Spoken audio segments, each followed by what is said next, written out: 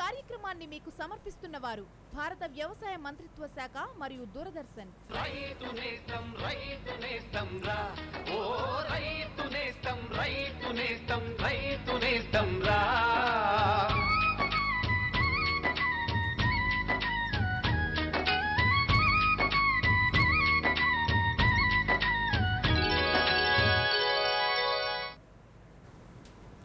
నమస్కారం. రైతు నేస్తం ఫోన్ ఇన్ లైవ్ కార్యక్రమానికి స్వాగతం.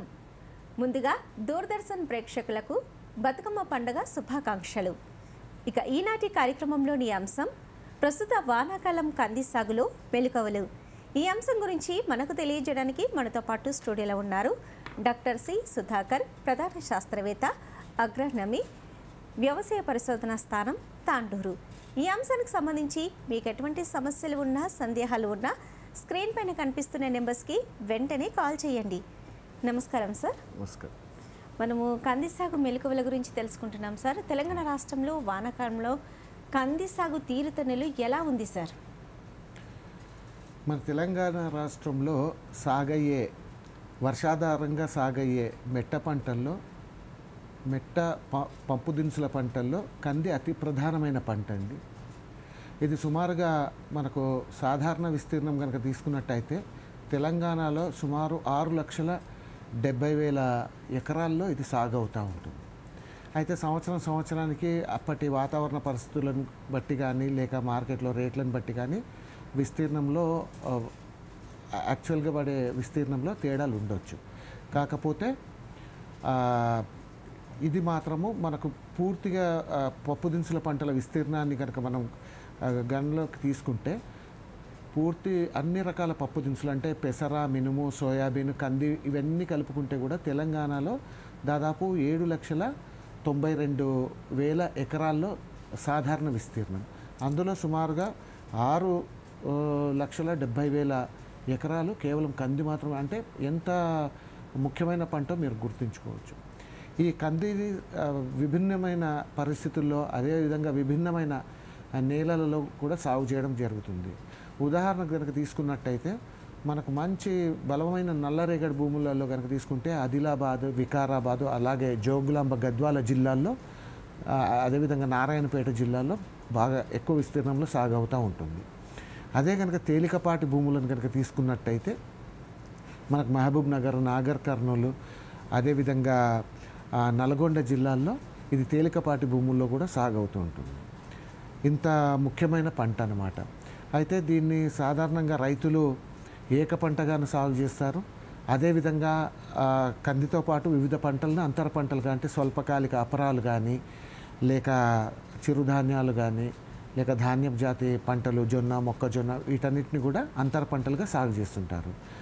కొన్ని ప్రాంతాల్లో ఎక్కడైతే ఖరీఫ్లో వేరుశెనగ వేసే అవకాశం ఉంటుందో అట్లాంటి ప్రాంతాల్లో తేలికపాటి భూముల్లో కనుక కందిని సాగు చేసినప్పుడు ఒక సాలుకు 7 సార్ల చొప్పున ఇది వేరుశెనగను కూడా సాగు చేయడం జరుగుతుంది అన్నమాట. ఇక పంటల సరళ విషయానికి వస్తే కనుక ఇది దీర్ఘకాలిక పంట కాబట్టి ఒక సంవత్సరం వేస్తే పూర్తిగా మనకు జూన్లో విత్తితే మనకు తర్వాత జనవరి, ఫిబ్రవరి మాసం వరకు ఇది పంట చేతికి వస్తుంది. కాబట్టి ఈ ఒకే సంవత్సరము 2 పంటల్ని ఒక సరళిలో సాగు చేసే అవకాశాలు కొంచెం తక్కువ. కాకపోతే మనం స్వల్పకాలిక రకాలైనటువంటి PRG 176 లాంటి కంది రకాలను కనుక వేసుకున్నట్టయితే అవి నవంబర్, డిసెంబర్ మాసాల కల్లా కోతకు వచ్చేస్తాయి. కాబట్టి దాని తర్వాత జనవరిలో వేసవిలో సాగు చేసే అపరాలు కానీ లేదంటే నువ్వులు కానీ ఇవన్నీ కూడా మనం సంక్రాంతి తర్వాత స్వల్పకాలిక అపరాలను వేసవి పంటగా సాగు చేసుకోవడానికి అవకాశం ఉంటుంది. ఇంకో విషయానికి వస్తే కనుక మనకు రైతులు చాలా ఇష్టంగా సాగు చేస్తుంటారు కంది పంటను. అందుకనే విస్తీర్ణంలో ఎటువంటి తగ్గుదల లేకుండా స్థిరంగా ఉంటూ ఉంది. అంతేకాకుండా మార్కెట్లో రైతులకు ఆదాయం కూడా చాలా స్థిరంగా రావడం వల్ల రైతులు అంటే ప్రత్తి లాంటి పంటలతో ఎంత పోటీ ఉన్నప్పటికీ కూడా ఇంకా రైతులు పెద్దగా దాన్ని వదులుకోవడం లేదు. కంది పంట పైన ఇంకా మక్కువ చూపిస్తూనే ఉన్నారన్నమాట. Right sir. అంటే మీరు అన్నారు పప్పు దినుసుల పంటల్లో ఎక్కువగా కంది విస్తీర్ణమే ఉంది అని చెప్తున్నారు సార్. అసలు కంది సాగు ప్రాముఖ్యత గురించి కూడా చెప్పండి సార్. ఎందుకింత ప్రాముఖ్యత? మామూలుగా ఈ పప్పు దినుసుల పంటలు చాలా అంటే పర్యావరణానికి మేలు చేస్తాయి.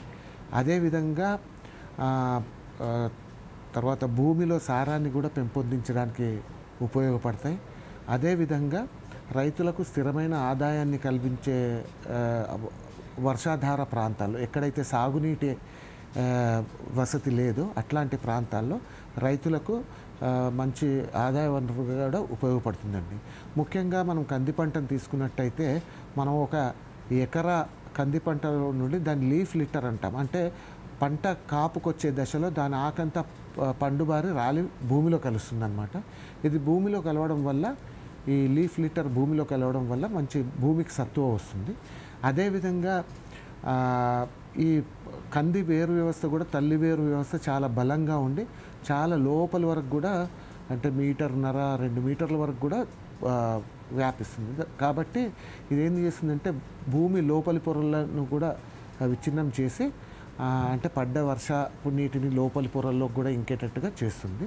అదేవిధంగా ఈ కంది వేరు వ్యవస్థ పైన నివాసం ఏర్పరచుకునే రైజోబియం లాంటి ఉపయోగకరమైన బ్యాక్టీరియాలు కూడా ఆ వేరు వ్యవస్థ భూమిలో కృషించినప్పుడు నేల ఆరోగ్యానికి ఉపయోగపడతాయి అన్నమాట.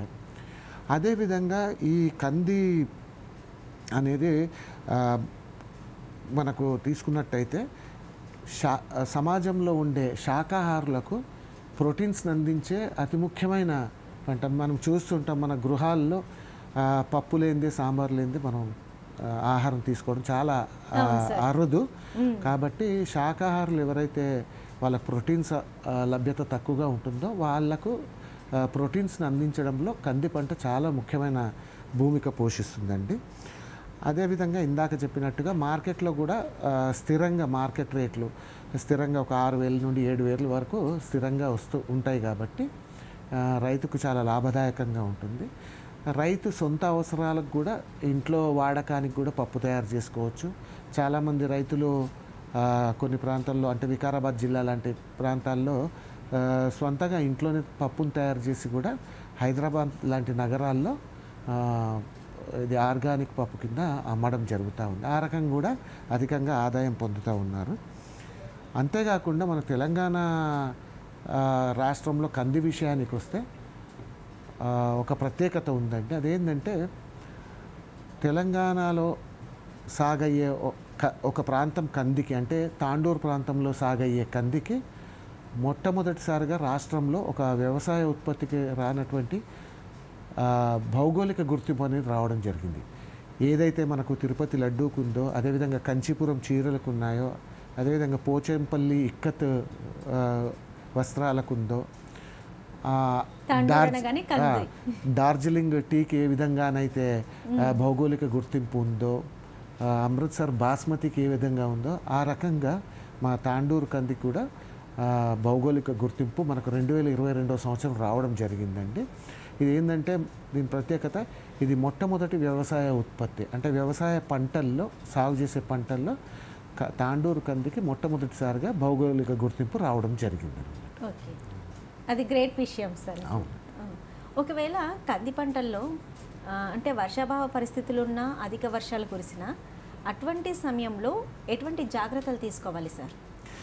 ఇంకా తెలంగాణ రాష్ట్రం సాగే వానాకాలం పంటల్లో కంది యొక్క ప్రాముఖ్యత గురించి చెప్పే విషయంలో ఒక చిన్న విషయం నేను యాడ్ చేయాలండి.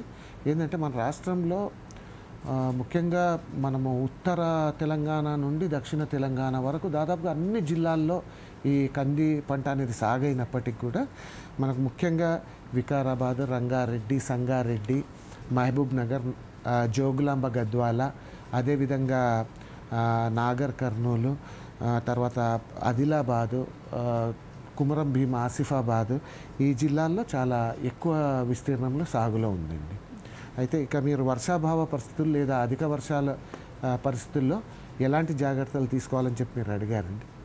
మనకు వర్షాభావ పరిస్థితుల్లో ముఖ్యంగా కంది పంటను ఎప్పుడైతే తేలికపాటి భూముల్లో ఏ భూములకైతే తేమను ఎక్కువగా నిలుపుకునే శక్తి ఉండదో అట్లాంటి భూముల్లో సాగు చేసినప్పుడు మనకు కంది పంట వర్షాభావ పరిస్థితులకు బెట్టకు గురవుతుందన్నమాట. అట్లాంటి పరిస్థితులు ఉన్నప్పుడు సాధారణంగా మనము కంది పంట పైన కొన్ని నీటిలో కరిగే ఎరువులు ఉంటాయి. ఒకటి మల్టీకే 13-045 అనే ఒక మల్టీకే అనే పేరుతో అది మార్కెట్లో లభ్యమవుతుంది.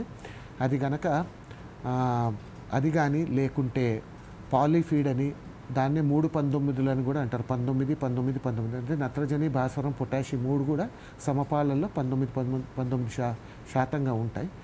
దీన్ని కానీ లేకుంటే 10 గ్రాములు యూరియా కానీ, ఈ మూడిట్లో ఏదైనా కానీ లీటర్కి 10 గ్రాముల చొప్పున కలిపి పంట పైన పిచికారీ చేస్తే ఈ బెట్ట ప్రభావం నుండి కొద్ది కాలం పంటను కాపాడడం జరుగుతుంది.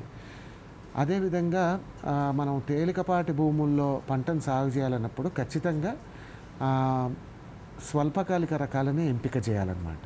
స్వల్పకాలిక రకాలంటే దాదాపుగా 130 నుండి 150 రోజుల్లో కాపుకొచ్చే రకాలను మాత్రమే ఎంపిక చేసుకోవాలి. అట్లాంటి రకాల విషయాన్ని కనుక తీసుకున్నట్టయితే మనకు పాలెం వ్యవసాయ పరిశోధనా స్థానం నుండి విడుదలైనటువంటి PRG 176 కానీ, అదేవిధంగా వరంగల్ ప్రాంతీయ పరిశోధనా స్థానం నుండి విడుదలైనటువంటి WRG 121 కానీ, 93 కానీ, 97 కానీ ఇట్లాంటి రకాలను ఎంపిక చేసుకోవాల్సి ఉంటుందండి. అదే ఇంకా మనకు అసలు సమస్య ఏంటంటే ఈ మధ్యకాలంలో గత 4 ఏళ్ల నుండి గమనిస్తే ఈ అనావృష్టి అనేది లేదు. ఈ అతివృష్టి వల్లనే, అనావృష్టి కన్నా అతివృష్టి వల్లనే పంటలు ఎక్కువగా నష్టపోవడం జరుగుతూ ఉంది రైతులు. అంటే మనం గత 2 రోజుల క్రితం కూడా చూసాము, భారీ నుండి అతి భారీ వర్షాలు కురవడం వల్ల ముఖ్యంగా నల్లరేగడి భూముల్లో ఎక్కడైతే నీటిని ఇంకించుకునే స్తోమత తక్కువగా ఉంటుందో అట్లాంటి పొలాలన్నీ కూడా నీటి ముంపుకు గురవడం జరుగుతూ ఉంది. దీన్ని చాలా జాగ్రత్తగా మనము తీసుకోవాల్సి ఉంటుంది. ఈ నీటి ముంపుకు ఒక సీజన్లో 3-4 సార్లు భారీ వర్షాలు కురిసినప్పుడు ప్రతిసారి నీటి ముంపుకు గురవడం వల్ల కంది పంటలో ఎదుగుదల అనేది లోపిస్తుంది. అందుకని వర్షం పడ్డ తర్వాత తక్షణం రైతులు చేయాల్సిన పని ఏంటంటే పొలంలో నిల్వ ఉండే నీటిని అంతా కూడా ముందు బయటికి తీసేసుకొని పొలాన్ని ఆరబెట్టుకోవాలి. ఆరబెట్టుకున్న తర్వాత మళ్ళీ అది ఏమవుతుందంటే నీటి ముంపుకు గురైనప్పుడు నేలలో ఉండే పోషకాలను తీసుకునే సామర్థ్యం కోల్పోతాయి వేర్లు. కాబట్టి దాని ఆకుల ద్వారా మనం పోషకాలను అందించడానికి నీటిలో కరిగేటువంటి ఇందాక చెప్పినటువంటి మల్టీకే కానీ, పాలీఫీడ్ కానీ, లేక యూరియా కానీ, ఈ మూడిట్లో ఏదైనా ఒకటి వారం రోజుల వ్యవధిలో 2 సార్లు కనుక మనము పిచికారీ చేసినట్టయితే లీటర్కి 10 గ్రాముల చొప్పున మళ్ళీ పంట పుంజుకొని మళ్ళీ యథావిధిగా పెరగడానికి అవకాశం ఉంటుందండి. సో ఇది ఈ 2 జాగ్రత్తలు కనుక తీసుకున్నట్టయితే చాలా మంచిది.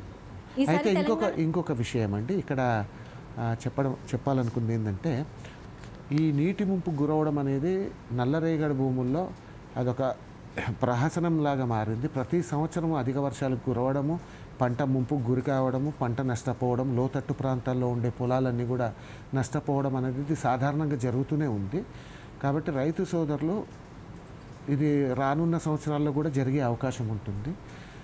కాబట్టి రైతు సోదరులు ఈ సాంప్రదాయ పద్ధతిలో అంటే ఫ్లాట్గా విత్తనం వేసుకోకుండా ఎత్తుమడులు కాలువల పద్ధతి అంటే బోదెలు కాలువల పద్ధతిలో కనుక సాగు చేసి బోదె పైన కందిని కనుక విత్తుకున్నట్టయితే చాలా మంచిది. ఒకవేళ నీటి ముంపు గురైనా కూడా మొక్క నీటిలో మునగదు కాబట్టి చాలా బాగుంటుంది. తెలంగాణ రాష్ట్రంలో ఈసారి వర్షాలు కూడా బాగానే ఉన్నాయి సార్, ఎక్కువనే ఉన్నాయి మనకి. అయితే సార్ ఇప్పుడు ఏ నేలలు అయితే అనుకూలంగా ఉంటాయి సార్ కంది సాగుకు? కంది సాగును అన్ని రకాల నేలల్లో సాగు చేయొచ్చండి. కాకపోతే చౌడు బాగా ఉన్నటువంటి నేలలు ఏ అపరాల పంటలకు కూడా పనికిరావు. ఎందుకంటే చౌడు ఎక్కువ ఉన్న భూముల్లో ఈ పప్పు దినుసుల పంటలు మొలకెత్తవు అన్నమాట. అందుకని చెప్పి మీరు మామూలుగా ఉదజని సూచిక 6.5 నుండి 7.5 ఉండే వరకు ఎంతున్నా పర్వాలేదు. తర్వాత నల్ల భూముల్లో సాగు చేయొచ్చు, మధ్యస్థ భూముల్లో సాగు చేయొచ్చు.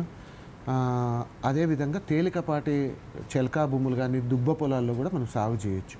కాకపోతే ఒక్క చౌడు భూములు తప్ప. కాకపోతే మనము మన నేలని బట్టి మనం రకాన్ని ఎంపిక చేసుకోవాల్సి ఉంటుందండి. ఉదాహరణకి మనము నల్లరేగడి పొలాల్లో కనుక సాగు చేయాలనుకున్నప్పుడు 160 నుండి 180 రోజుల్లో కాపుకొచ్చే రకాలు ఉన్నాయి కొన్ని. TDRG 4 అని హనుమ అంటాము.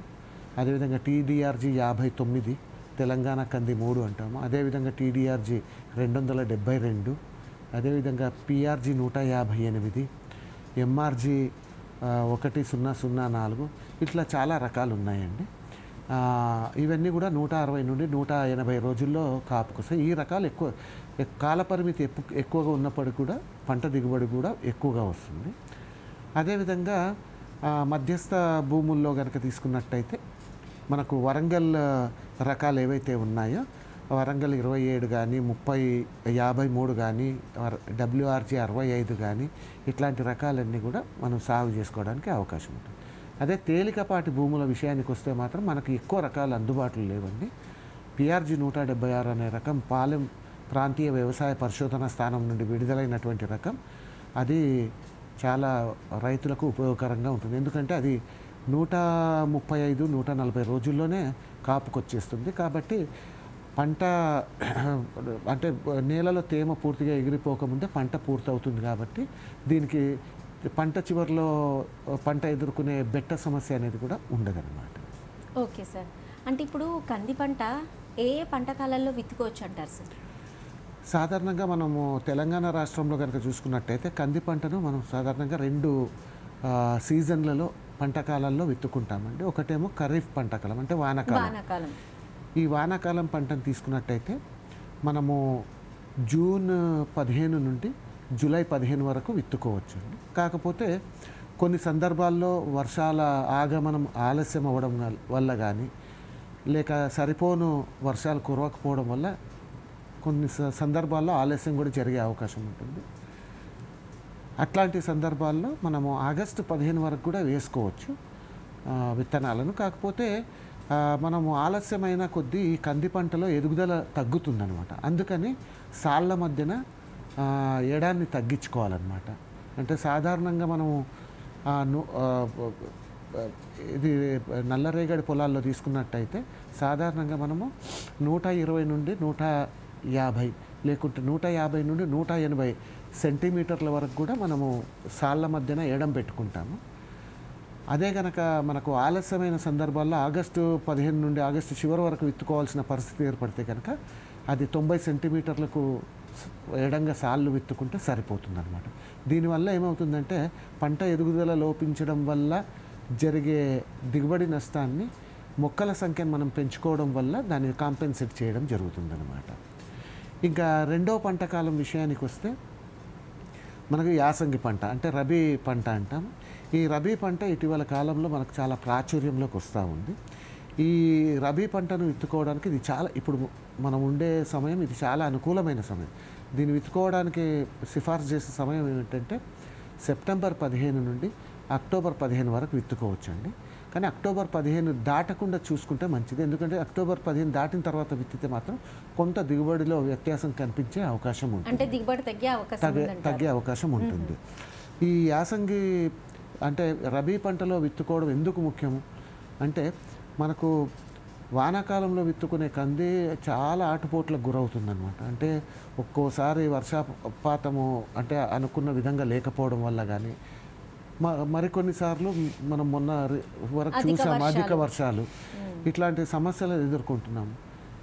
అదే కనుక రబీలో వేసుకున్నట్టయితే మనకు కంట్రోల్డ్ ఎన్విరాన్మెంట్ అంటే మనకు కావాల్సినప్పుడు తడులు కట్టుకోవచ్చు, వద్దనుకున్నప్పుడు ఆపేయచ్చు. ఇట్లా కంట్రోల్డ్గా మనం చేసుకోవడం వల్ల నియంత్రిత పద్ధతిలో మనం సాగు చేసుకోవడం వల్ల మనకు కంది అనుకూలంగా సాగు చేయడానికి అనుకూలంగా ఉంటుంది. ఇటీవలి కాలంలో వికారాబాద్, సంగారెడ్డి ఈ జిల్లాల్లో ఈ రబీ సీజన్లో మనకు కంది పంట విస్తీర్ణం బాగా పెరుగుతూ ఉందండి. దాదాపు అక్కడ రైతులు వికారాబాద్ ప్రాంత రైతులైతే ఎకరాకు ఖరీఫ్లో ఎంతైతే దిగుబడి సాధిస్తారో ఎకరాకి 6 నుండి 8 క్వింటాలు అదే రబీలో కూడా ఆ మాదిరిగా 6 నుండి 8 క్వింటాల వరకు కూడా దిగుబడి తీయడం జరుగుతుంది. కాకపోతే ఇది ఏంటంటే పూర్తి వర్షాధారంగా సాగు చేసే రైతులకు అది అనుకూలం కాదు.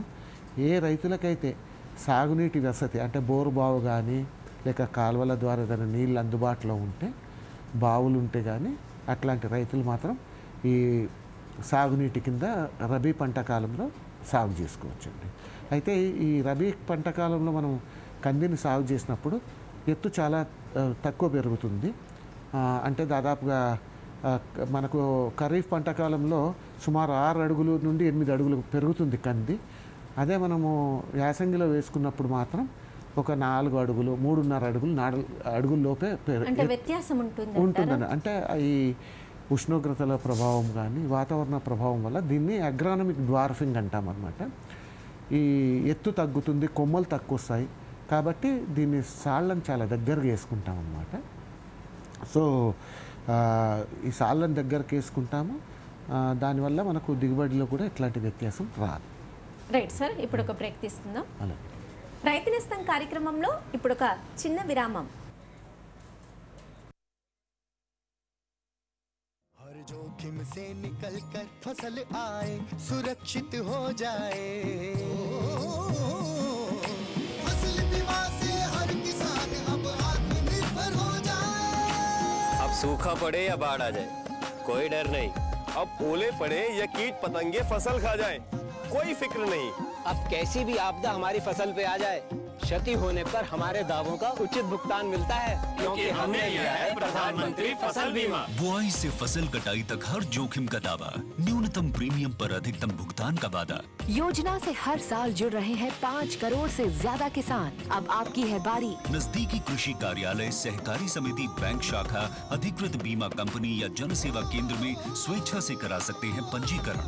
फसल बीमा पोर्टल या फसल बीमा ऐप द्वारा भी किया जा सकता है पंजीकरण। प्रधानमंत्री फसल बीमा योजना, आपकी फसलों का संपूर्ण सुरक्षा कवच। कृषि एवं किसान कल्याण मंत्रालय, भारत सरकार। సరే, ఎవరితోనండి ఇంతగా తెగనవ్వుతూ మాట్లాడుతున్నారు? కిసాన్ కాల్ సెంటర్ విశేషజ్ఞుడితో పంట గురించి సలహా తీసుకుంటున్నాను. పొద్దున సరే, మధ్యాహ్నం కూడానా? కిసాన్ కాల్ సెంటర్ ఉదయం 6 గంటల నుండి రాత్రి 10 వరకు తెరిచే ఉంటుంది. ఆదివారం కూడానా? ఏడాదిలో 365 రోజులు తెరిచుంటుంది. వ్యవసాయ సంబంధిత సమస్యలకి మీ భాషలో వెంటనే సమాధానాన్ని పొందడానికి దేశంలోని ఏ ఫోన్ నుంచైనా జాతీయ హెల్ప్ లైన్ నంబర్ 1800 పై సంప్రదించండి. రైతు నేస్తం కార్యక్రమానికి తిరిగి స్వాగతం. సార్, మన రాష్ట్రంలో కంది అనేది యాసంగిలో కానీ వానాకాలంలో కానీ విత్తుకునేటప్పుడు అంటే 2 కాలాల పాటు ఏ రకాలైతే బాగుంటుంది సార్? మనకు చాలా రకాల కంది రకాలు మనకు అందుబాటులో ఉన్నప్పటికీ కూడాను మనకు సీజన్ను బట్టి అంటే పంట కాలాన్ని బట్టి నేలల స్వభావాన్ని బట్టి మనము మన ప్రాంతానికి అనుకూలమయ్యే రకాన్ని బట్టి మనం కంది రకాన్ని మనం ఎంపిక చేసుకోవాల్సి ఉంటుందండి. అంటే ఏదంటే అది మనం వేసుకోకూడదండి. ముఖ్యంగా అన్ని రకాలు ఖరీఫ్లో మంచిగా దిగుబడినిచ్చే అన్ని రకాలు కూడా రబీలో మంచి దిగుబడి ఇస్తాయని గ్యారంటీ లేదు. కాబట్టి మనకు రబీకి ప్రత్యేకంగా సిఫార్సు చేసిన రకాలను మాత్రమే మనం వేయాల్సి ఉంటుందండి. ముఖ్యంగా ఈ రకాల విషయానికి వస్తే కనుక మనకు తాండూరు వ్యవసాయ పరిశోధన స్థానం నుండి విడుదలైనటువంటి TDRG 4 అనే రకం కానీ TDRG 59 అనే రకం కానీ అదేవిధంగా ఇటీవలి కాలంలో జాతీయ స్థాయిలో విడుదలైనటువంటి TDRG 272 రకం కానీ ఇవి ఏంటంటే మధ్యకాలిక రకాలు, అంటే 160 నుండి 180 రోజుల పంట కాలాన్ని కలిగి ఉంటాయి. ఇవి నల్లరేగడి పొలాలకు అనుకూలమైన రకాలు. అదేవిధంగా ఇవి రబీలో సాగు చేసుకోవడానికి, ఎందుకంటే 160 నుండి 180 రోజుల పంట కాల పరిమితి ఉంటుంది కాబట్టి రబీ పంట కాలంలో మనకు సాగు చేసుకోవడానికి అనుకూలంగా ఉంటుంది. ఇక్కడ ఒక విషయం నేను రైతులతో సూటిగా చెప్పాలనుకుంటుంది ఏంటంటే, మనము రబీలో ఒక రకాన్ని సాగు చేసుకోవాలనుకున్నప్పుడు అది ఖచ్చితంగా 160, 170, 180 రోజుల పంట కాలాన్ని కలిగి ఉండాలి. ఎందుకంటే మనము ఖరీఫ్ పంట కాలంలో 160 నుండి 180 రోజులకు కోతకొచ్చే రకము రబీలో తీసుకుపోయినప్పుడు 120, 130 రోజులు దాని పంట కాలం పూర్తవుతుంది. అంటే దాని పంట కాలం నిడివి అనేది తగ్గుతుంది. కాబట్టి అలాంటి రకాన్ని కాకుండా స్వల్పకాలిక రకాన్ని కనుక అంటే ఆల్రెడీ 130-140 రోజుల రకాన్ని తీసుకెళ్ళి కనుక మనం రబీలో వేసుకున్నట్టయితే దాని పంట కాలం 90 రోజులు లేదా 100 రోజుల్లో పూర్తయ్యే అవకాశం ఉంటుంది. దానివల్ల మొక్క ఎదుగుదల చాలా చిన్నగా ఉండి తక్కువ పూత తక్కువ కాత ఉండి ఇట్లా జరిగే అవకాశం ఉంటుంది. ఇప్పుడు తాండూరు నుండి నేను చెప్పినటువంటి 3 రకాలు కూడా ఇవి మధ్యకాలిక రకాలు 160 నుండి 180 రోజుల్లో పంట కాలం కలిగి ఉంటాయి. కాబట్టి వీటిని నిరభ్యంతరంగా ఖరీఫ్లో కానీ రబీలో కానీ సాగు చేసుకోవచ్చు. అదేవిధంగా మనకు పాలెము ప్రాంతీయ వ్యవసాయ పరిశోధన నుండి ఒక PRG 158 అనే రకం, ఇది మధ్యకాలిక రకం, 160 నుండి 180 రోజుల్లో పంట కాలం, అంటే ఒక 10 రోజులు తక్కువ ఉండొచ్చు, 170 రోజుల్లో పంట కాలం కలిగి ఉంటుంది. ఇది కేవలం ఖరీఫ్కు మాత్రమే అనుకూలమైన రకం. దీనిపైన రబీలో దీని ఎలా ఉంటుందనే దానిపైన పరిశోధనలు ఏం జరగలేదు. అదేవిధంగా ఇంకొక రకం ఏంటంటే పాలెం వ్యవసాయ పరిశోధన స్థానం నుండి విడుదలైనటువంటిది PRG 176. ఇది తక్కువ పంట కాల పరిమితి కలిగి మంచి దిగుబడినిచ్చే రకము. ఇది ఏంటంటే తేలికపాటి భూముల్లో వర్షాధారం కింద ఎట్లాంటి నీటి వసతి లేకున్నా కూడా నిరభ్యంతరంగా సాగు చేసుకునే అవకాశం ఉండే రకం. అయితే దీన్ని మనం ఎట్టి పరిస్థితుల్లో కూడా ఈ రకాన్ని మనం రబీ పంట కాలంలో మనం వేయకూడదు. అదేవిధంగా ఇంకా వరంగల్ ప్రాంతీయ వ్యవసాయ పరిశోధన స్థానం నుండి మనకు చాలా రకాలు మధ్యకాలిక రకాలు, కొంతవరకు స్వల్పకాలిక రకాలు కూడా విడుదల కావడం జరిగింది. అందులో ముఖ్యంగా WRG 27 కానీ, WRG 53 కానీ, WRG 65 కానీ, అదేవిధంగా WRG 93 కానీ, WRG 97 కానీ, అదేవిధంగా WRG 121 కానీ, ఇలాంటి రకాలు చాలా మటుకు ఇవన్నీ కూడా 150 రోజుల నుండి 170 రోజుల్లో, అంటే కొంత అటు రేగడి కాకుండా ఇటు పూర్తి చిలక పొలాలు కాకుండా మధ్యస్థంగా ఉండే పొలాలకు కూడా ఇవి అనుకూలంగా ఉంటాయి. అదేవిధంగా తేలికపాటి భూములకు కూడా చాలా మట్టుకు అనుకూలంగా ఉంటాయి అన్నమాట. ఇంకా మనకు కొన్ని ప్రాంతాల్లో ఈ మాక్రోఫోమినా ఎండు తెగులు అనేది చాలా ఎక్కువగా కనిపిస్తూ ఉంటుంది. అట్లాంటి ప్రాంతాల్లో విత్తుకోవడానికి మనకు ఇది మధిర, ఖమ్మం జిల్లాలోని మధిర వ్యవసాయ పరిశోధన స్థానం నుండి ఒకటి MRG 66 అనే రకం ఒకటి ఉంది. అదేవిధంగా MRG 1004 అనే ఓ రకం ఉందండి. ఈ 2 రకాల్లో ఏదైనా కూడా వేసుకోవచ్చు. ఈ MRG 1004 అనే రకం దాన్ని సూర్య అనే పేరుతో పిలుస్తారు. ఇవే కాకుండా కొన్ని ప్రత్యేక సందర్భాల్లో ఉపయోగపడే రకాలు కూడా ఉన్నాయండి. అందులో ముఖ్యంగా ఎండు తెగులు, ఫ్యుజేరియం ఎండు తెగులు అనే సమస్య మనకు చాలా విపరీతంగా వస్తూ ఉంది ఇటీవల కాలంలో. చాలా ప్రాంతాల్లో దాని ఉధృతి కూడా పెరుగుతూ ఉంది. అట్లాంటి ప్రాంతాల్లో కనుక మనము ఆశ అనే రకము ICPL 87-119 అనే పేరుతో పిలుస్తాము, ఆ రకం కానీ, లేకుంటే లక్ష్మి అని ICPL 85-063 అనే రకం, ఈ రకాన్ని కానీ మనం వేసుకోవచ్చు. అదేవిధంగా కొన్ని ప్రాంతాల్లోనేమో మనకు ఏది స్టెరిలిటీ మొజాయిక్ డిసీజ్ అంటే వెర్రి తెగులు లేదా గొడ్డు తెగులు అంటాము. ఈ తెగులు వచ్చిన మొక్కలన్నీ కూడా వైరస్ ద్వారా సోకుతుంది. ఈ తెగులు ఆకులన్నీ చిన్న చిన్నగా అయిపోయి తేలికపాటి పసుపు రంగులోకి మారుతుంది. ఈ వ్యాధి సోకిన మొక్కలు ఎప్పటికీ పూతకు రావు, గొడ్డుబారిపోతాయి. అందుకే దాన్ని గొడ్డు తెగులు కానీ వైరస్ వెర్రి తెగులు అని కూడా అంటుంటారు. సో అది పంట పూతకు రాదు, కాపుకు రాదు, గొడ్డుపోతుంది. కాబట్టి ఇట్లాంటి సందర్భాల్లో మళ్ళీ ఆశ రకం బాగా తట్టుకుంటుందండి. అదేవిధంగా మనకు మహారాష్ట్ర బద్నాపూర్ నుండి విడుదలైనటువంటి BSMR 853 అనే రకం కానీ, BSMR 736 అనే రకం కానీ, ఈ రెండిట్లో ఏదైనా కూడా, ఈ మూడిట్లో ఏదైనా కూడా వేసుకోవచ్చండి. సో ఈ విధంగా మనము ఆయా పరిస్థితులను బట్టి, నేల స్వభావాన్ని బట్టి, సీజన్ను బట్టి, అక్కడ ఆయా పొలాల్లో ఉండే ప్రత్యేకమైన పరిస్థితులు అంటే అక్కడ ఉండే తెగుళ్ళని బట్టి, అక్కడ వర్షపాతాన్ని బట్టి మనం రకాలను ఎంపిక చేసుకోవాల్సి ఉంటుందండి. అందుకని రైతులు ఏదో లోకల్ రకాలని మన సాంప్రదాయబద్ధంగా ఏదో పాతకాలం నుండి మనకు వారసత్వంగా వస్తున్న రకాలను మనం వేసుకోకుండా, ఇప్పుడు మనకు ప్రొఫెసర్ జయశంకర్ తెలంగాణ రాష్ట్ర వ్యవసాయ విశ్వవిద్యాలయం చాలా ముమ్మరంగా పరిశోధనలు జరిపి ఈ 4 సెంటర్లు నేను ఇంత చెప్పినటువంటి పరిశోధన స్థానాలు చాలా మంచి మంచి రకాలను రైతులకు అందుబాటులోకి తీసుకొస్తున్నాయి. కాబట్టి రైతులు తమ దగ్గరలో ఉన్న పరిశోధన స్థానాన్ని కానీ సందర్శించి లేదంటే తమ వ్యవసాయ అధికారి ద్వారా కానీ ఈ వివరాలన్నీ పొంది మంచి మేలైన రకాలను ఎంపిక చేసుకొని ఇబ్బంది పడకుండా ఉండే అవకాశం ఉంది. రైట్ సార్, కాలర్ ఉంటారు, కాల్ తీసుకుంటారు సార్ మీతో మాట్లాడడానికి. నమస్కారం అండి. మీ పేరు ఎక్కడి నుండి కాల్ చేస్తున్నారు? సార్తో మాట్లాడండి, సమస్య ఏంటో చెప్పండి. చెప్పండి రాజయ్య గారు. నమస్కారం. ఈ ఖరీఫ్ అయిన తర్వాత రబీ ఒకటి కంది చేయాలంటే మంచిగా డ్యూరేషన్ సరిపోద్దా, తర్వాత ఎలాంటి కంది చేయాలి, తర్వాత ఎన్ని మందులు పిచికారీ చేయాలని మాకు అడుగుతుంది. రాజరెడ్డి గారు, రాజయ్య గారు, ఓకే రాజయ్య గారు, మీరు ఏంటంటే ఎప్పుడు వేయాలనుకుంటున్నారు మీరు కంది? ఏదైనా పంట వరి తర్వాత కంది సాగు చేయడానికి అవకాశం ఉండదండి. ఎందుకంటే మీకు నవంబర్ దాటుతుంది కదా, వరి పంట వేయకూడదు. ఏమవుతుందంటే నేను చెప్తాను, అక్టోబర్ 15 లేదంటే అక్టోబర్ 20 లోపే మనం విత్తుకోవాల్సి వస్తుంది. అంతకన్నా ఆలస్యం అయితే మరీ ఎక్కువ ఆలస్యం అనుకుంటే అక్టోబర్ చివరి వరకు కూడా పోవచ్చు, కానీ దిగుబడి తగ్గుతుంది అప్పటికి. ఇక మీరు నవంబర్లో వేస్తే మాత్రం ఏమీ రాదండి. ఎందుకంటే 2 ముఖ్యమైన కారణాలు. ఒకటి, మనకు నవంబర్ నుండి చలి తీవ్రత పెరుగుతుంది కాబట్టి ఈ కంది పంట ఎదుగుదల ఉండదు.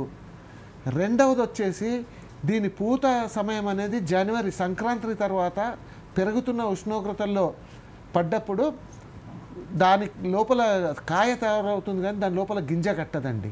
సో ఈ 2 సమస్యలు ఉంటాయి కాబట్టి మనకు ఎట్టి పరిస్థితుల్లో మనము ఏది వరి పంట తర్వాత నవంబర్ డిసెంబర్ మాసాల్లో విత్తుకోవడానికి అవకాశం లేదండి. అలాగే రైట్ సార్. అంటే ఇప్పుడు అంటే వర్షాకాలంలో కూడా నష్టాలు ఉంటాయి, రబీలో కూడా నష్టాలు ఉంటాయని చెప్తున్నారు సార్ మీరు. ఇప్పుడు అంటే 2 రకాలుగా కూడా నష్టాలు ఉంటాయని. అయితే ఇప్పుడు ఈ పంటలు అనేటివి ఏ కాలంలో అధిక దిగుబడులు సాధించే అవకాశం ఉంది సార్? కంది పంట అండి, దీనికి సుమారుగా అంటే ఎక్కువ నీటి తడులు అవసరం లేదు. ఇది బెట్టను తట్టుకునే పంటే. అయితే ఒక 500 నుండి 600 మిల్లీమీటర్ల వర్షపాతము సీజన్ అంతటా సమానంగా విస్తరించి కురిసినట్టయితే అడపదడప చిన్న చిన్న వర్షాల రూపంలో పంటల ఎదుగుదల చాలా బాగుంటుందండి, మంచి దిగుబడినిస్తాయి. అన్ని అనుకూలంగా ఉంటే ఖరీఫ్ పంట కాలంలో మంచి వ్యవసాయ పద్ధతులను ఆచరించడం వల్ల మా వికారాబాద్ జిల్లా రైతులు 10 నుండి 12 క్వింటాలు ఎకరాకు సాధించిన వాళ్ళు కూడా ఉన్నారండి. ఏది సాధారణ పద్ధతిలో ఖరీఫ్ సీజన్లో. కాకపోతే ఆ ఖరీఫ్ సీజన్లో అనుకూలమైన పరిస్థితులు అనేది గత 4 ఏళ్ల నుండి లేదండి. ఏదో ఒక సందర్భంలో అధిక వర్షాలు పడడం వల్ల పంట నష్టపోతూ ఉన్నారు. అందుకని ఈ మధ్య కాలంలో వాళ్ళంతా కూడాను ఖరీఫ్లో ఏదైనా స్వల్పకాలిక అపరాలు వేసుకుంటున్నారు. అందులో పంట దిగుబడి వస్తే వచ్చింది, లేదంటే నేలలో దున్నేసుకుంటున్నారు, భూమికి సత్తువ అవుతుంది అనుకుంటున్నారు. అంటే పెసర కానీ మినుము కానీ వేస్తున్నారు. పంట వస్తే బోనస్, రాలేదు అంటే కనుక దాన్ని అట్లాగే భూమిలోకి దున్నేసి దాన్ని రబీలో కంది విత్తుకోవడానికి తయారు చేసుకుంటున్నారు పొలాన్ని. సో ఆ రకంగా చేసుకుంటున్నారు. ఎవరైతే రైతులు వాళ్ళకు స్ప్రింక్లర్ ఇరిగేషన్ పెట్టుకునే అవకాశం ఉందో, బావులు బోర్ల కింద సాగు చేసే అవకాశం ఉందో అట్లాంటి రైతులకు మాత్రం ఈ రబీలో సాగు చేయడం అనేది చాలా అనుకూలంగా ఉందండి.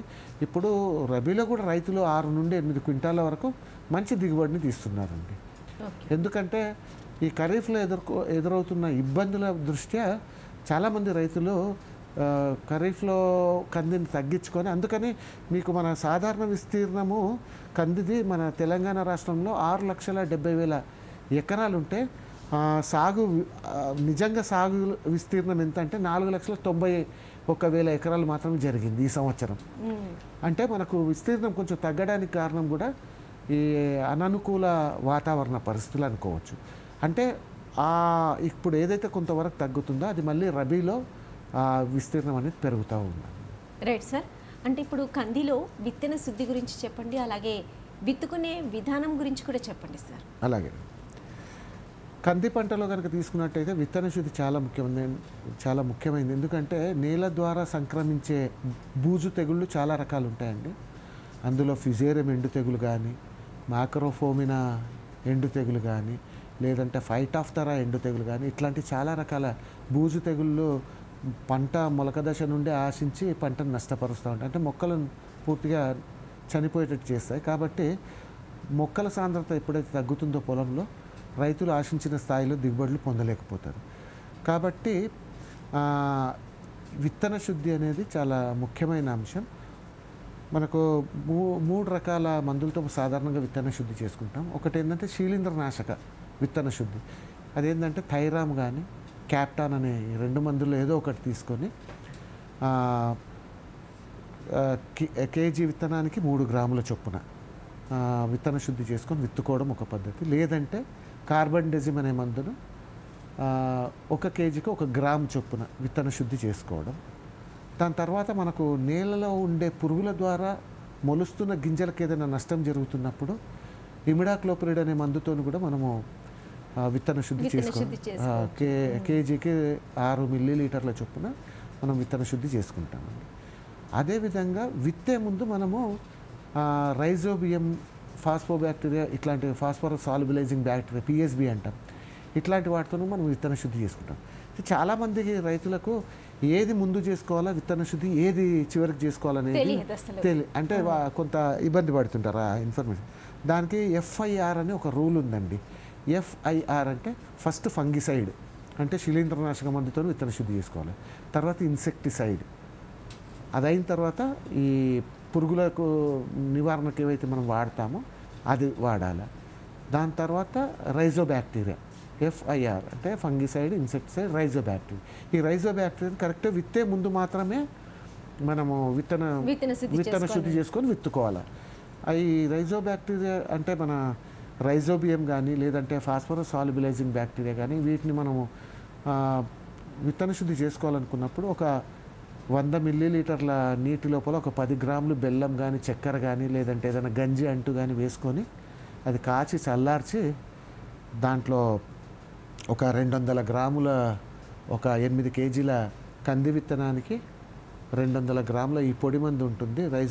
రైజోబియం కానీ లేక ఫాస్ఫరస్ సాల్యుబిలైజింగ్ బ్యాక్టీరియా కానీ వీటిని కలుపుకొని వీటిపై నుండి గంజి అంటు లాంటివి వేసుకొని కలుపుకొని నీడకు ఆరబెట్టుకొని విత్తుకుంటే దాని ఫలితం చాలా బాగుంటుందండి. Right sir. అలాగే కందిలో కలుపుని ఎలా నివారించుకోవాలి సార్? కందిలో కంది మెట్ట పంట కాబట్టి మనకు కలుపు సమస్య అనేది బాగుంటుందండి. ముఖ్యంగా మనకు ఖరీఫ్ పంట కాలంలో అడపదడప వర్షాలు కురుస్తూ ఉంటే ఈ కలుపు ఎదుగుదలకు కూడా చాలా అనుకూలంగా ఉంటుంది వాతావరణం. కాబట్టి మనకు ఆల్రెడీ నేలలో ఏదైతే కలుపుకు సంబంధించిన విత్తనాలు కానీ ఆ మొలకలు కానీ ఉండడంతో అవి పెరుగుతూ ఉంటాయి. అయితే మనకు 2 రకాల కలుపులు సాధారణంగా వస్తూ ఉంటాయండి. ఇందులో మొదటిది వచ్చేసి వెడల్పాకు జాతి కలుపు, తర్వాత రెండోది గడ్డి జాతి కలుపు. ఈ 2 కలుపులు కూడా ఒక్కో ప్రాంతాల్లో ఒక్కొక్క దాని ఉధృతి ఎక్కువ ఉంటుంది. కొన్ని ప్రాంతాల్లో ఈ 2 గడ్డి జాతి కానీ వెడల్పాకు కలుపు కూడా రెండిటి ఉధృతి సమానంగా ఉండొచ్చు. అయితే వీటిని మనము సమగ్రంగా ముందు నుండే విత్తనం వేసిన దగ్గర నుండే మనం కలుపును ఏ విధంగా నివారించుకోవాలనేది మనం చూసుకోవాలి. అంటే మనం వేసవి దుక్కులు కనుక బాగా చేసుకున్నట్టయితే మనకు తుంగ, గరిక లాంటి బహువార్షిక గడ్డి జాతి ఇవి చాలా మొండి కలుపులు అన్నమాట. వాటిని బాగా లోతుకు దున్ని బాగా ఎండకు వాటి వేర్లను ఎక్స్పోజ్ చేస్తే తప్ప అవి చావవు. ఆ రకంగా చేయడం వల్ల వాటి ఉధృతిని తగ్గించవచ్చు. అదేవిధంగా మనకు వేసవి కాలంలో మనకు సమ్మర్ రెయిన్స్ అని వేసవి వర్షాలు వస్తుంటాయి ఏప్రిల్ మే మాసంలో. అప్పుడు అరకలు పెట్టి దున్నుకుంటూ ఉంటే కనుక ఆ వేసవిలో కురిసే వర్షాలకు ఏవైతే మొలుస్తూ ఉంటాయో కలుపు మొక్కలు అవన్నీ పోతాయి. దాని తర్వాత మనము విత్తనం వేసుకున్న తర్వాత మనకు అప్పటికి కూడా కలుపుకు సంబంధించిన విత్తన అవశేషాలు భూమిలో ఉండిపోతాయి. సో అవి మనము ఎప్పుడైతే తేమ ఉన్నప్పుడే మనము కంది విత్తనాన్ని వేస్తాం కాబట్టి అప్పుడే అదే పరిస్థితులు మన కలుపు కూడా అనుకూలం కాబట్టి కంది పంటతో పాటు కలుపు కూడా మొలుస్తూ ఉంటుంది. అందుకని చెప్పి దీనికి ప్రీ ఎమర్జెంట్ హెర్బిసైడ్స్ అని చెప్పి ఉంటాయి. అంటే కంది విత్తిన వెంటనే కానీ లేదంటే 24 గంటల్లో కానీ నేలపైన సమంగా తడిసేటట్టు పిచికారి చేసుకున్నట్టయితే ఇది పొలం పైన ఒక ఏది పెండిమిథాలిన్ అనే మందును ఎకరాకి 1.3 నుండి 1.6 లీటర్ల మోతాదులో మనము పిచికారి చేసుకున్నట్టయితే నేల అంతా తడిసేటట్టు లోపల నుండి మొలిసి బయటకు వచ్చే దశలో ఉన్నటువంటి కలుపు అంతా కూడా ఈ పై పొరను తాకిన వెంటనే మాడి చనిపోతాయి.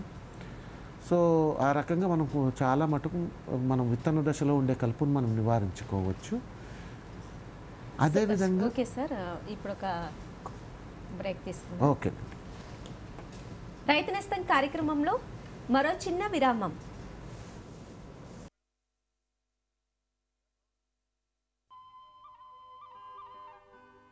ఇదిగో నిన్నే. నన్నెందుకు పిలుస్తారు? వెళ్ళి దాంతోటి చెప్పండి. ఎవరితో? అదే మీ మొబైల్ ఫోన్. పొద్దున్న సాయంత్రం పగలు రాత్రి అంటుపెట్టుకుంటారుగా, పైగా కిసాన్ కాల్ సెంటర్ తో మాట్లాడుతున్నా అని అంటారు. ఓహో, అదా సంగతి. అవును, ఏమైంది? ఇప్పుడు మాట్లాడరా? ఇప్పుడు క్షణంలో మాటలైపోతాయి. అలాగా? అవును, ఇప్పుడు ఎక్కువ లైన్లు ప్రత్యేకమైన టెక్నిక్ కారణంగా వ్యవసాయ నిపుణులతో వెంటనే మాట్లాడొచ్చు. ఎప్పుడైనా లైన్ బిజీగా ఉంటే మన సమస్యల్ని ఫోన్ పై రికార్డ్ చేయొచ్చు. వారి నుండి ఫోన్ వస్తుంది. ఇంకా సమస్యకి పరిష్కారం కూడా మెసేజ్ రూపంలో వస్తుంది. ఇదిగో చూడు, వచ్చేసింది. అరేవా, అంటే దీని అర్థం వేచి ఉండక్కర్లేదన్నమాట. అవును, అందుకేనన్నమాట ఈ మధ్య నా మీద అంత ప్రేమ వస్తోంది.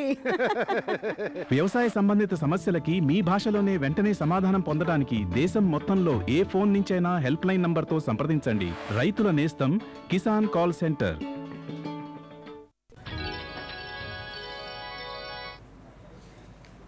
రైతు నేస్తం కార్యక్రమానికి తిరిగి పునఃస్వాగతం. సార్, కాలర్ ఉన్నారు, మీతో మాట్లాడడానికి కాల్ తీసుకుందాం. నమస్తే అండి. నమస్తే సార్. మీ పేరు ఎక్కడి నుండి కాల్ చేస్తున్నారు? నా పేరు వచ్చేసి మహబూబాబాద్ డిస్ట్రిక్ట్. సార్తో మాట్లాడండి, సమస్య ఏంటో చెప్పండి. చెప్పండి సార్. నమస్తే సార్. నమస్కారం అండి. సార్, కందిలో అంతర్ పంటగా అలసందను సాగు చేసుకోవచ్చు? చేసుకోవచ్చండి. పెసర, మినుము, సోయాబీన్, అలసందలు ఇవన్నీ చేసుకోవచ్చు. కాకపోతే ఇది తీగ వాడుతుందా? కాదు కదా. అంటే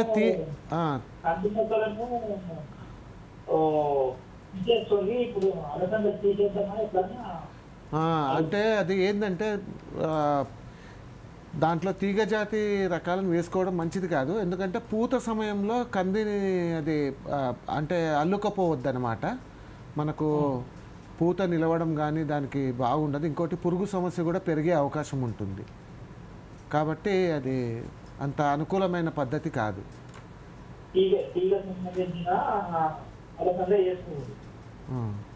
అదే తీగ అదే ఆ కంది పంట పైన పాకి దాన్ని సప్రెస్ చేయకూడదు అనమాట. దాన్ని అల్లుకుపోయినట్టయితే కంది పంటలో రావాల్సిన దిగుబడి రాదు.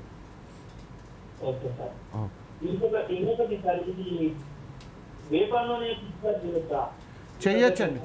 తొలి దశలో వేప నూనె చేయడమే కరెక్ట్. తొలి దశలో ఎందుకంటే మనకు గుడ్డు సన్న పిల్ల పురుగులు ఉండే దశలో వేప నూనెతో కూడా కంట్రోల్ అవుతుంది. ఇప్పుడు మనకు పచ్చపురుగు కంట్రోల్ అవ్వడం లేదని రైతుల నుండి కంప్లైంట్ ఎందుకు వస్తుందంటే అది చివరి దశకు పోయిన తర్వాత బాగా ముదిరిపోయి ఉంటుంది. అప్పుడు మనం ఎలాంటి మందు కొట్టినా కూడా దానిపైన పెద్ద ప్రభావం చూపించదు. అదే కనుక గుడ్డు దశలో ఉన్నప్పుడు కానీ చిన్న పిల్ల పురుగు దశలో ఉన్నప్పుడు చాలా బాగా పనిచేస్తుందండి. అవునండి. Okay right sir. ఇందాక మీరు కలుపు నివారణ అదే గురించి కలుపు మందులో మనకు ప్రియమర్జెంట్ అంటే విత్తిన వెంటనే వేసుకోవాల్సిన పెండిమిథాలిన్ అనే మందు గురించి నేను చెప్పాను. అది కాకుండా మనకు పంట మొలిసిన తర్వాత 20 నుండి 25 రోజుల దశలో ఉన్నప్పుడు కొన్ని రకాల మందులు వచ్చాయండి. ఇప్పుడు అదేంటంటే పంటను ఏ విధంగా నష్టపరచవు, కానీ కలుపును మాత్రమే సెలెక్టివ్గా చంపుతుందన్నమాట. ఇది మనకు గడ్డి జాతి కలుపు కనుక ఎక్కువ ఉన్నట్టయితే కనుక క్విజాలోఫాప్ పి-ఇథైల్ అనే ఒక మందు ఉంది. అది ఎకరాకు 400 మిల్లీలీటర్ల మందును మనం పిచికారీ చేసుకోవాల్సి ఉంటుంది. అదేవిధంగా మన పొలంలో కనుక వెడల్పాకు కలుపు కనుక ఎక్కువగా ఉన్నట్టయితే మనకు ఇమాజితపిర్ అనే మందు ఒకటి మార్కెట్లో అందుబాటులో ఉంది. ఇది ఎకరాకి 300 మిల్లీలీటర్లు కనుక కలిపి పిచికారీ చేసుకున్నట్టయితే మన కలుపు సమర్థవంతంగా నివారించుకోవచ్చండి. దీంతో పాటుగా మనకు 30 రోజులకోసారి 60 రోజులకోసారి పంటల అంతర కృషి కూడా చేసుకోవడం వల్ల పంట ఎదుగుదల చాలా బాగుంటుందండి. సార్ అలాగే కంది పంటలో అంతర్ పంటలుగా ఏ ఏ పంటలు అయితే సాగు చేసుకోవచ్చు సార్? కంది పంటలో మనము ధాన్యపు పంటలైనటువంటి జొన్న కానీ, మొక్కజొన్న కానీ, సజ్జ కానీ ఇట్లాంటి పంటలను మనము 1:2 లేదంటే 1:4 అంటే ఒకసారి కందికి 2 సార్లు ఈ ధాన్యపు జాతి పంటలు కానీ, లేకుంటే ఒకసారి కందికి 4 సార్లు ఈ పంటలను మనం వేసుకునే అవకాశం ఉంటుంది. అంతేకాకుండా మనము స్వల్పకాలిక అపరాలను తీసుకుంటే వాటిని కూడా మనము మంచిగా సాగు చేసి మంచి దిగుబడులను సాధించే అవకాశం ఉందండి. కందిలో పెసర కానీ, మినుము కానీ, సోయాబీన్ కానీ వీటిని మనము ఒకసారి కందికి 7 సార్లు ఈ అంతర పంటలను కనుక వేసుకున్నట్టయితే మనకు మంచి ఆదాయం వచ్చే అవకాశం ఉంటుంది రైతుకి. అదేవిధంగా కంది పత్తిని 1:4 లేదంటే 1:6 నిష్పత్తిలో వేసుకోవచ్చండి. అదేవిధంగా కంది పసుపును కూడా 1:4 లేదా 1:6 నిష్పత్తిలో మనం సాగు చేసుకునే అవకాశం ఉంటుందండి. ఇంకోటి యాసంగిలో వేరుశెనగ చేసే అవకాశం ఉండే ప్రాంతాలు కొన్ని ఉన్నాయి మన దగ్గర. ఆ ప్రాంతాల్లో కనుక యాసంగిలో మనం కంది సాగు చేసినట్టయితే ఒకసారి కందికి 4 సార్లు వేరుశెనగను కూడా వేసుకొని మనం అంతర పంటగా యాసంగిలో కూడా మనం సాగు చేసే అవకాశం ఉంటుందండి. అలాగే ఓకే సార్, మరి ఇక మనము అంతర పంటలుగా ఏ పంటలు వేసుకోవచ్చో చెప్పారు. అలాగే ఎరువుల యాజమాన్యం అంటే కందిలో అధిక దిగుబడులు సాధించడానికి ఎరువుల యాజమాన్యం గురించి కూడా చెప్పండి. నేను ఇందాక చెప్పినట్టుగా మనకేంటంటే సమగ్ర ఎరువుల యాజమాన్యం అనేది చాలా ముఖ్యమైనది. ఒక ఎకరాకి 2 టన్నులు సేంద్రియ ఎరువు వేసుకోవడం చాలా మంచిది. అంటే ప్రతి సీజన్ వేసుకోనే అవకాశం లేకున్నా కనీసం అంటే ఒక 2-3 పంటకాలలో ఒక్కసారన్నా కూడా ఈ బాగా మాగిన పశువుల ఎరువును కానీ, కోళ్ళ ఎరువును కానీ వీటిని మనం వేసుకుంటే చాలా భూమి సారం మెరుగుపడుతుంది, దాని ఆరోగ్యం కూడా బాగుంటుంది. అదేవిధంగా రైజోబియం తీసుకున్నట్టయితే రైజోబియంను మనం విత్తన శుద్ధి చేసుకుంటే దానివల్ల భూమిలో సూక్ష్మ జీవుల సంతతి అనేది పెరుగుతుంది. అదేవిధంగా ఫాస్ఫోబ్యాక్టీరియం అనేది మనకు చాలా ముఖ్యం. ఎందుకంటే మన తెలంగాణలో చాలా జిల్లాల్లో నేలలో లభ్య భాస్వరం అనేది చాలా ఎక్కువ మోతాదులో ఉంది. అది భూమిలో నిక్షిప్తమైంది. దాన్ని రిలీజ్ చేసి పంటకు అందించడానికి ఈ బ్యాక్టీరియా ఉపయోగపడుతుంది. దీన్ని గనక 2 కేజీల ఫాస్ఫోబ్యాక్టీరియాని తీసుకొని దాన్ని 200 కేజీల సేంద్రియ ఎరువులో బాగా కలిపి మనం విత్తనంతో పాటు సాళ్ళల్లో కనుక వేసుకున్నట్టయితే భూమిలో ఫిక్స్ అయినటువంటి భాస్వరాన్ని విడుదల చేసి మొక్కకు అందించే అవకాశం ఉంటుందండి. ఇక రసాయనిక ఎరువుల విషయానికి వస్తే కనుక ఎకరాకి 18 కేజీల యూరియా, దాంతోపాటు 125 కేజీల సింగిల్ సూపర్ ఫాస్ఫేట్ను వేసుకోవాల్సి వస్తుందండి. అదేవిధంగా లేదంటే కనుక సింగిల్ సూపర్ ఫాస్ఫేట్ కాకుండా డిఏపి రూపంలో వేసుకోవాలనుకున్నప్పుడు ఎకరాకి 50 కేజీల డిఏపి వేసుకుంటే సరిపోతుందండి. ఓకే సార్, అలాగే ఇప్పుడు ముఖ్యంగా ఏంటంటే కందిలో తలలు తుంచడం ఎప్పుడు చేసుకోవాలి, దానివల్ల ఎటువంటి లాభాలు ఉంటాయి సార్? కందిలో తలలు తుంచడం అనేది చాలా ముఖ్యమైన ఇదండి. ఎందుకంటే ఇప్పుడు గత 4 ఏళ్ల నుండి చూస్తుంటే వర్షపాతం బాగుంటుంది. ఇట్లా అధిక వర్షాలు కురిసిన సందర్భాల్లో మన కంది విపరీతంగా పెరిగిపోతుందండి. ఆ విపరీతంగా పెరిగే దాని ఏదైతే ప్రధానమైన శాఖ ఉంటుందో అది విపరీతంగా పెరుగుతూ పైకి వెళ్ళిపోతూ ఉంటుంది. దాంతో కొన్ని సందర్భాల్లో 6 నుండి 8 అడుగులు లేదంటే 9 అడుగుల వరకు కూడా కంది పంట పెరిగిపోతుంది. ఇంత ఎత్తు పెరిగిన కంది పంటలో మనము సస్యరక్షణ చర్యలు కూడా మనం చేపట్టలేము. ఎందుకంటే అంత ఎత్తున మనం పిచికారీ చేయాలన్నా కూడా మందులు చాలా కష్టమైన పని.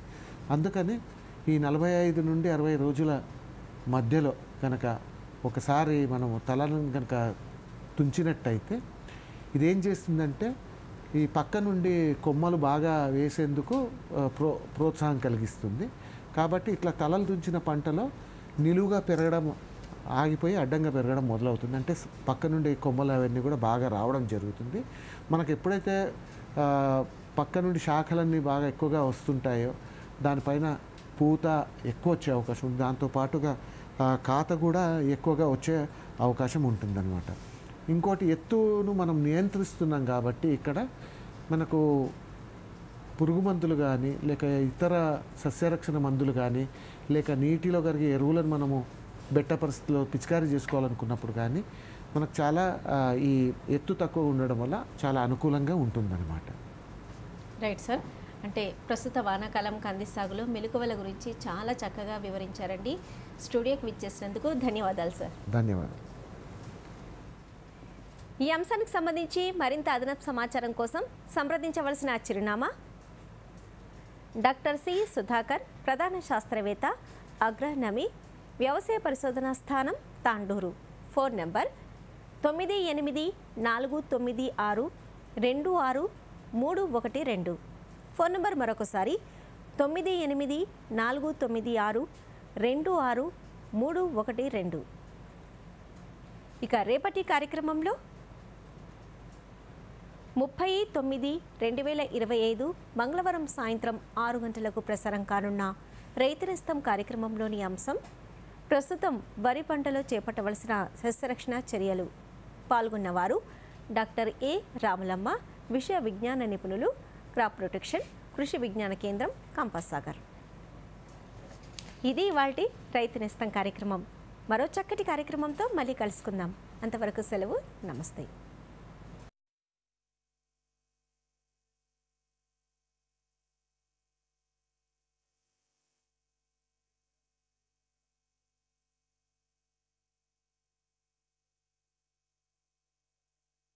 ఈ కార్యక్రమాన్ని మీకు సమర్పించిన వారు భారత వ్యవసాయ మంత్రిత్వ శాఖ మరియు దూరదర్శన్.